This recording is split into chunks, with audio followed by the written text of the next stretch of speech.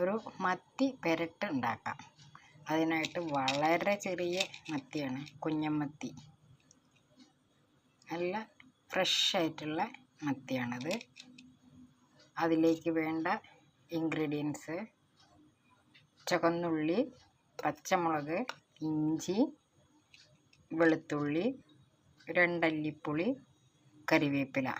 ഇത് നന്നായിട്ടൊന്ന് ചതച്ചെടുക്കണം.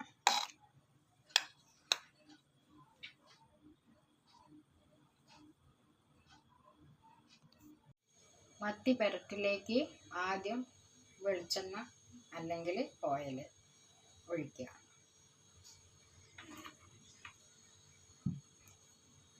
ഗ്യാസ് ഓണാക്കുന്നതിൻ്റെ മുന്നേ തന്നെ ആദ്യം മുളക് പൊടി ചേർത്ത് കൊടുക്കുക. 1/4 ടീസ്പൂൺ മഞ്ഞൾപ്പൊടി ചേർത്ത് കൊടുക്കുക.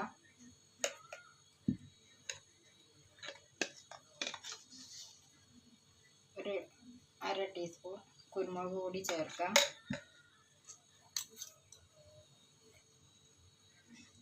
ഒരു 1/2 ടീസ്പൂൺ ഉപ്പും കൂടെ ചേർക്കാം. ഇനി ചതച്ച് വെച്ച ഇഞ്ചി, പച്ചമുളക്, വെളുത്തുള്ളി എല്ലാം കൂടെ അതും കൂടെ ചേർത്ത് കൊടുക്കാം.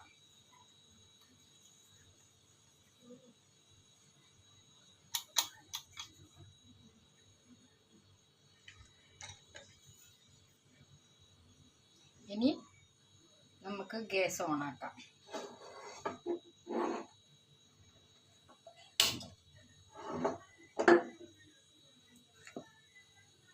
ഇത് നന്നായിട്ട് മിക്സാക്കിയിട്ട് കരിയാതെ എടുക്കണം.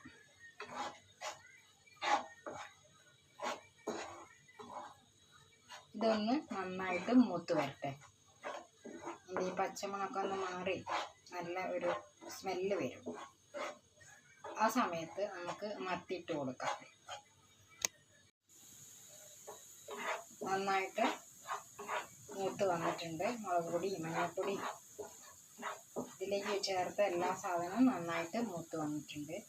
ഇനി നമുക്ക് മത്തി ഇതേപോലെ നിരത്തി ഇട്ട് കൊടുക്കാം.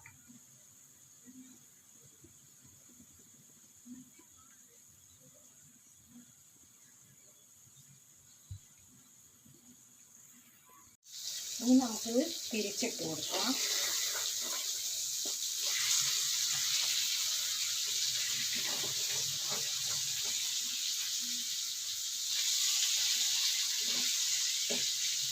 ചോറിന് വേറെ കറിയൊന്നും ഇല്ലെങ്കിൽ ചോറിലേക്ക് ഇത് നല്ല ടേസ്റ്റായിട്ട് കഴിക്കാം.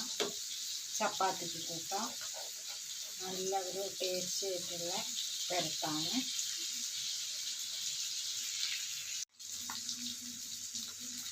നല്ല ഒരു മത്തി പെരട്ട് ഇവിടെ റെഡിയായി.